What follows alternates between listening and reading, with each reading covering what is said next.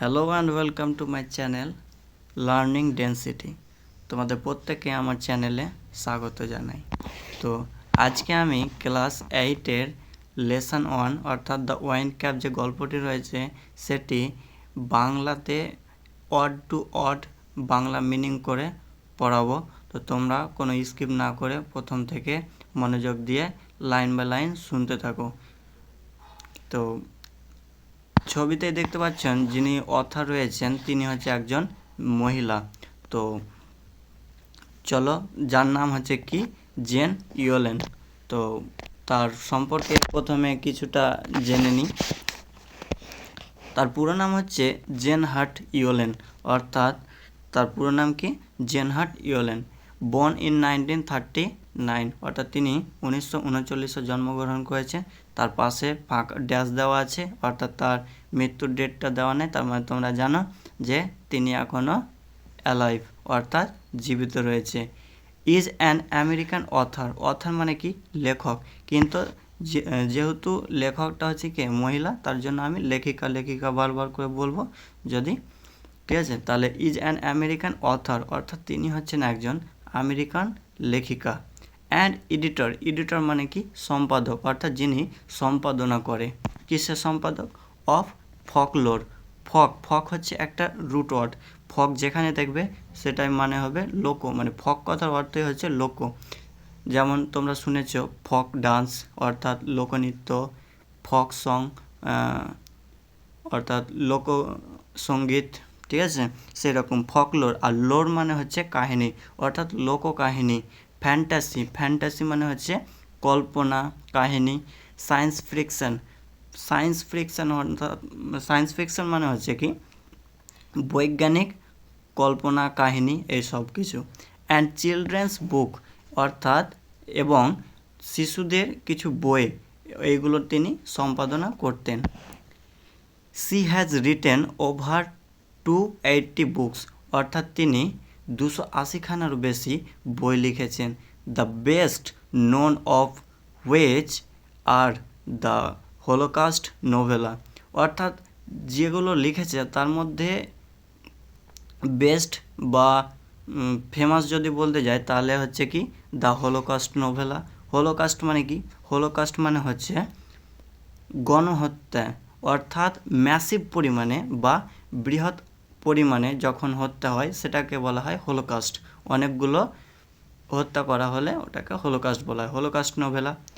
And the Devil's arithmetic, এই গল্পগুলো হচ্ছে তার মানে one of the best famous মানে গল্প, ঠিক আছে।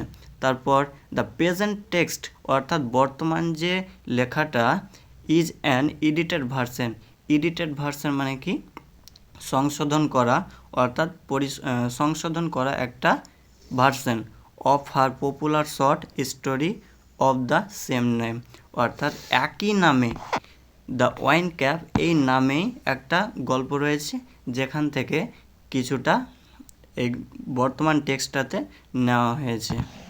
তো চলো এবার গল্পের মধ্যে প্রবেশ করা যাক। দেয়ার ওয়াজ অনস এ ল্যাড মানে কি? ল্যাড মানে হচ্ছে বালক।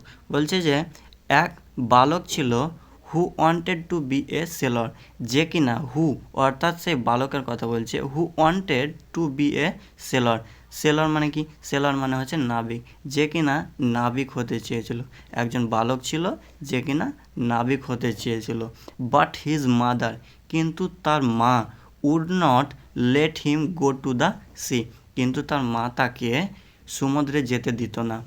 চাইল্ড বলছে বাচ্চা, what do you know of sailing, বলছে কি না সি উড সে, অর্থাৎ তার মা তাকে বলতো যে বাচ্চা তুমি সমুদ্র সম্পর্কে, সমুদ্রের যাত্রা সম্পর্কে কি বোঝো? ইউ আর এ ফার্মার সন, তুমি হচ্ছে একজন চাষির ছেলে। You know the turn of the season, তুমি জানো ঋতু পরিবর্তন সম্পর্কে। And the smell of soil, এবং মাটির যে গন্ধ সেই সম্পর্কে জানো। But you do not know the sea, কিন্তু তুমি সমুদ্র সম্পর্কে জানো না। তাহলে তার মা তাকে বলতো যে বাচ্চা তুমি হচ্ছে একজন চাষির ছেলে, তুমি ঋতু পরিবর্তন, হঠাৎ করে যে ঋতু পরিবর্তন হয়, কোন ঋতুর পর কোন ঋতু আসে, যেহেতু চাষিরা ঋতুর সঙ্গে জর্জরিত থাকে তার জন্য তারা ঋতু সম্পর্কে জানে। তাই তার মা তাকে বলতো, তুমি হচ্ছে একজন চাষির ছেলে, তুমি ঋতু সম্পর্কে জানো, মাটির গন্ধ সম্পর্কে জানো, কিন্তু তুমি কি সমুদ্র সম্পর্কে জানো? অর্থাৎ তার মা তাকে এটাতে এগ্রি করতো না যে সে সেলর হতে চেয়েছিল, একজন নাবিক হতে চেয়েছিল। তারপর কি বলছে, নাও এখন the boy whose name was John, এই তাহলে বালকটার নাম কি? জন। এটা মনে রাখো, এটা এমসিকিউ এ আসতে পারে, এমসিকিউ এসে থাকে। দ্য বয় না, অর্থাৎ now the boy whose name was John, তাহলে সেই বালকটির নাম কি ছিল? John. Had always obeyed his mother. Obeyed মানে কি? ওবে মানে হচ্ছে মান্য করা, মেনে চলা, অর্থাৎ সে তার মায়ের কথা মেনে চলতো সর্বদাই। So he went about his farm work with a heavy heart. Heavy heart মানে কি? হেভি মানে তো আমরা কি জানি, ভারী, কিন্তু এখানে ভারী মন তো বলতে পারি না, এখানে কি বলতে পারি, অর্থাৎ তার মা যে তার কথা মান্য করলো না, তার কথা এগ্রি করলো না, তার জন্য তার মন উদাস হয়ে আছে, মন খারাপ হয়েছে, অর্থাৎ মনটা দুঃখী হয়ে আছে, সেটাকে বলতে চাইছে হেভি হার্ট। তাহলে so he went about his farm, অর্থাৎ সে কোথায় গেল? মাঠে গেল ফার্মিং করতে, farm work with a heavy heart, অর্থাৎ তার মনটা উদাস মন নিয়ে, ভারী মন নিয়ে সে কোথায় গেল? চাষ করতে গেল। But did not again mention the sea. Mention মানে কি? মেনশন মানে হচ্ছে উল্লেখ করা, অর্থাৎ তখন মানে সে মন উদাসীন হয়ে, মনটা উদাস করে মাঠে চাষ করতে চলে এলো, আর দ্বিতীয়বারের জন্য সে আর উল্লেখ করলো না, বা সেই কথাটা আর দ্বিতীয়বারের জন্য বললো না, কেননা তার মায়ের কথা সে সর্বদা কী করতো? মান্য করতো, আর যেহেতু তার মা তাকে বারণ করেছে, তার জন্য আর সে কথাটা উল্লেখ করলো না দ্বিতীয়বারের জন্য। তারপর কি বলছে, ওয়ান ডে, একদিন, he had been walking behind the Planck. Planck মানে কি? প্লাং মানে হচ্ছে লাঙল, অর্থাৎ যার মাধ্যমে চাষ করা হয় জমিতে, আর বিহাইন্ড মানে কি? পিছনে। তাহলে কি? He had been walking behind the Planck, একদিন সে লাঙলের পিছে পিছে হাঁটছিল, মানে আগাদিকে গরু টানে লাঙল, আর সে মানুষটা পিছন পিছন হাঁটে, সেভাবে সে লাঙলের পিছে হাঁটছিল। He all but ran over a tiny green turtle. Turtle মানে কি?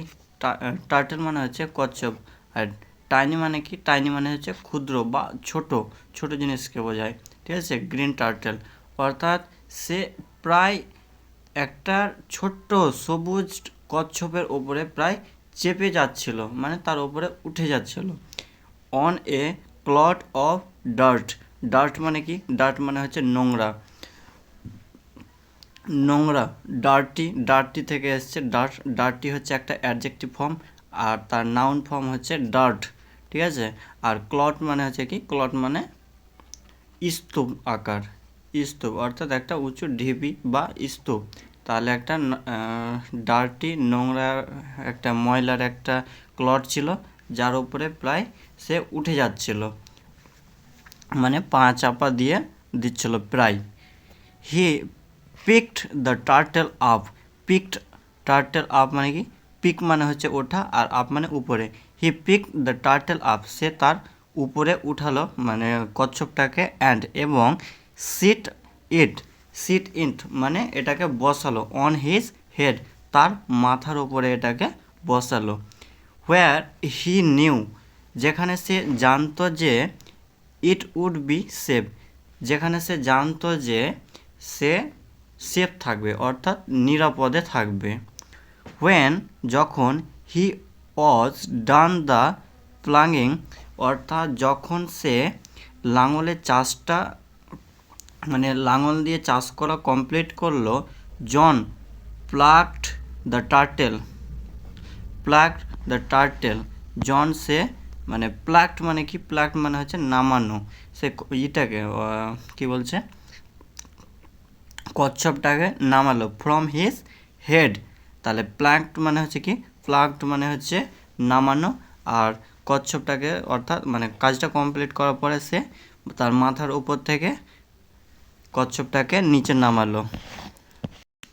টু হিজ আটার সারপ্রাইজ, অর্থাৎ যে তারপর যখন সে মাথা থেকে সেটা নিচে নামালো, সে অবাক হয়ে গেল, বিস্মিত হয়ে গেল এবং দেখলো, হি ফাউন্ড ইট, সে দেখতে পেল, ইট হ্যাড টার্নড, এটা রূপান্তরিত হয়েছে। টার্নড মানে হচ্ছে রূপান্তর হওয়া বা মোড় নেওয়া, ঠিক আছে। It had turned into a tiny green fairy man, অর্থাৎ যখন সে এটা দেখলো অবাক হয়ে গেল। কেন? যে সেই যে কচ্ছপটা ছিল, গ্রিন টার্টেলটা ছিল, সেটা একটা ফেয়ারি ম্যান, অর্থাৎ পরি মানুষে রূপান্তরিত হয়েছে, পরি মানুষে রূপান্তরিত হয়ে গেছে। দ্যাট, যেটি কিনা stood upon his plum and board.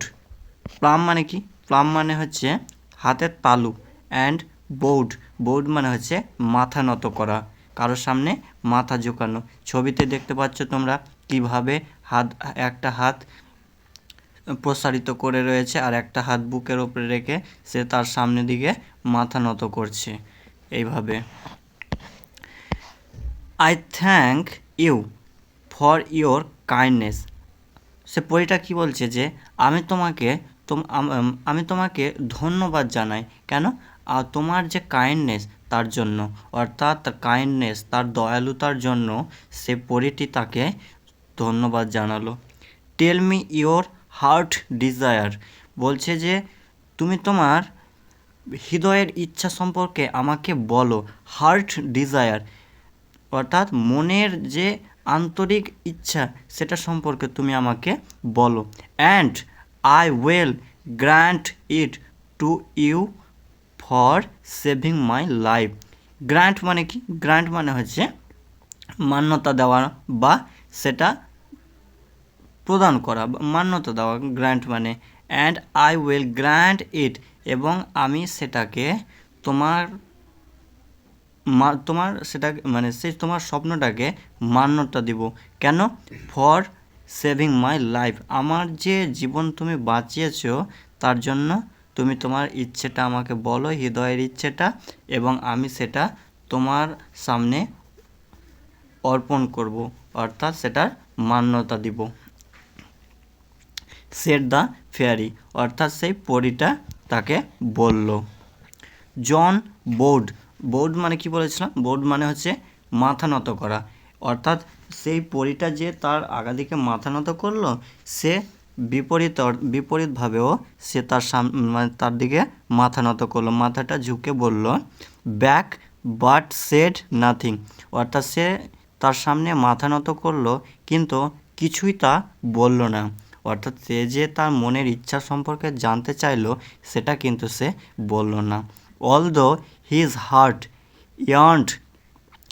ইয়ান্ড মানে কি? ইয়ান্ড মানে হচ্ছে ডিজায়ার, আন্তরিক ইচ্ছা, মনের ইচ্ছা। এখানে ইয়ান্ড মানে দেখতে পাচ্ছ হ্যাড স্ট্রং ডিজায়ার, মানে যার একটা আন্তরিক, একটা স্ট্রং, একটা ডিজায়ার অর্থাৎ ইচ্ছা রয়েছে। Although his heart yearned to go out to the sea, যদিও তার মনের আন্তরিক ইচ্ছা হচ্ছে যে কোথায়? সমুদ্রে যাওয়া। He did not express his wish, অর্থাৎ সে সেটা কিন্তু তার সামনে ইচ্ছা প্রকাশ করলো না।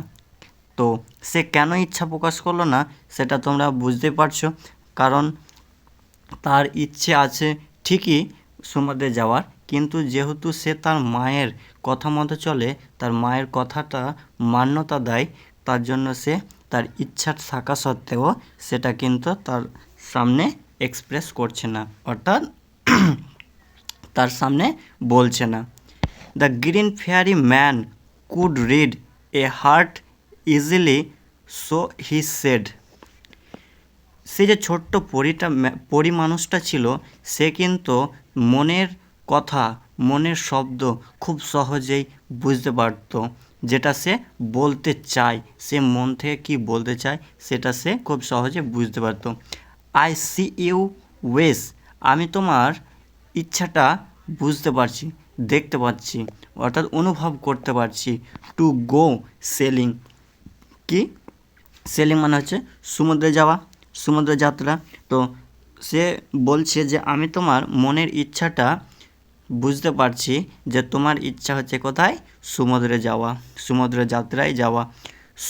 Johns face answered for him, অর্থাৎ যখন সে বলল আমি তোমার মনের ইচ্ছাটা বুঝতে পারছি, তখন তার নিস্তব্ধতা, তার মুখমণ্ডল, তার মুখটাই কিন্তু তার উত্তরটা দিয়ে দিচ্ছে যে হ্যাঁ, আমার মনের ইচ্ছা হচ্ছে বা হার্ট ডিজায়ার কি সমুদ্রে যাওয়া।